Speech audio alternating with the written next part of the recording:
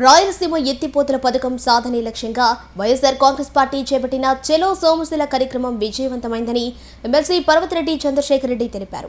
జిల్లా వైసీపీ అధ్యక్షుడు కాకాని గోవర్ధన్ రెడ్డి ఆధ్వర్యంలో జరిగిన ఈ కార్యక్రమంలో పాల్గొన్న ఆయన సోమశిల ప్రాజెక్టును సందర్శించి పరిస్థితులను పరిశీలించారు.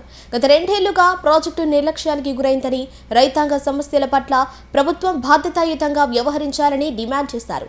అలాగే రాయలసీమ ఎత్తిపోతల పథకాన్ని తిరిగి ప్రారంభించి రైతులకు న్యాయం చేయాలని ప్రభుత్వాన్ని కోరారు. ఈరోజు ఇక్కడికి చాలా కాలం తర్వాత రావడం కూడా జరిగింది. మీ అందరికీ కూడా ఒక విషయం తెలిసి ఉంటుంది. రాజశేఖర రెడ్డి గారు కానీ, జగన్మోహన్ రెడ్డి గారు కానీ రైతులకు చేసినటువంటి మేలు కానీ, రైతుల పక్షపాతిగా వారు ఎన్ని కార్యక్రమాలు చేస్తున్నారో, ఎన్ని పథకాలు తీసుకొచ్చినారో అందరికీ తెలిసిందే. చంద్రబాబు నాయుడు అందరికీ ద్రోహం చేసినట్టుగానే రైతులకు చేసినటువంటి ద్రోహం ఎవరు కూడా మర్చిపోలేరు. రైతు ద్రోహిగా చంద్రబాబు నాయుడు గారు అందరి మధ్యలో కూడా ఈరోజు నిలిచిపోయేటువంటి పరిస్థితి ఉంది. మంత్రి అక్కడ అసెంబ్లీలో చెప్పిన తర్వాత కనీసం దాన్ని ఖండించే పరిస్థితి కూడా ఈ చంద్రబాబు నాయుడు గారు చేయలేదంటే, ఈ రాష్ట్రానికి తన అవసరాల కోసం, తన మనుగడ కోసం, తన బిడ్డ భవిష్యత్తు కోసం దేన్నైనా తాకట్టు పెడతాడు ఈ చంద్రబాబు నాయుడు గారు అన్నది ఈరోజు స్పష్టమైంది. ఈ విషయంలో కూడా ఎక్కడ కూడా ఎవరికి అనుమానాలు కూడా లేవు. చంద్రబాబు నాయుడు గారు దేనికైనా తెగిస్తాడు అతని అధికారం కోసం, ఎవరినైనా వెన్నుపోటు పడొస్తాడు అన్నది కూడా ఈరోజు మనకు స్పష్టంగా అర్థమైనటువంటి పరిస్థితి. పైపేసి అందరూ కూడా అడిగితే, ఏమయ్యా తెలంగాణ ముఖ్యమంత్రి అక్కడ అసెంబ్లీలో చెప్పినారు కదా, మరి అది నిజమా కాదా అంటే ఆయన చెప్పినటువంటి మాట ఏంటి? ఈ రాయలసీమ ఎత్తిపోతల పథకం వల్ల ఏమొస్తుందండి?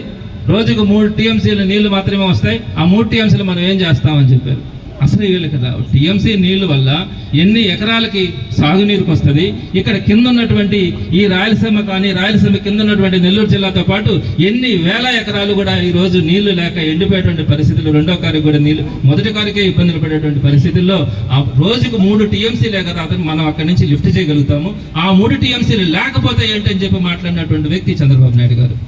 ఈ పరిస్థితుల్లో ఈరోజు మనం చూసినాం, సోమశిలకు వచ్చిన తర్వాత నీళ్లు ఎక్కడో భూగర్భంలోకి పోయేటువంటి పరిస్థితి ఉంది. అదే ఆ లిఫ్ట్ ఇరిగేషన్ కనుక మనకు పూర్తయినట్టయితే ఈ రోజు మనకి ఇక్కడ నీళ్లు కూడా పూర్తిగా నింపుకునేటువంటి పరిస్థితి.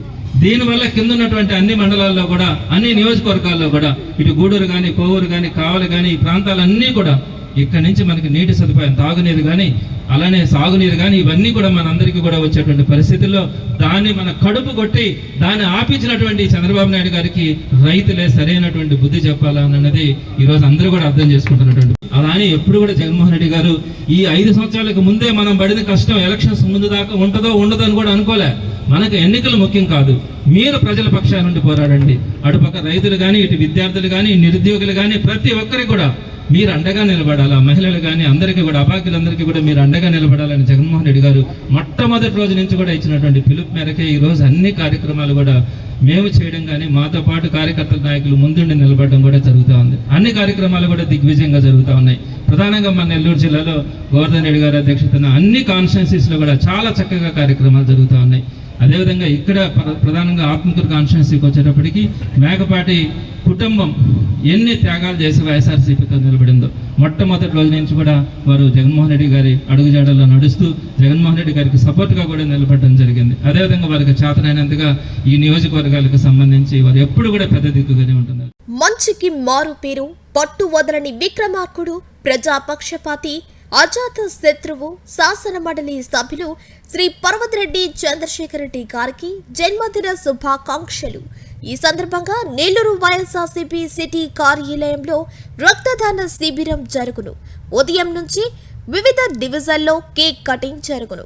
ఇట్లు వైఎస్ఆర్ కాంగ్రెస్ పార్టీ కార్యకర్తలు, నెల్లూరు సిటీ నియోజకవర్గం.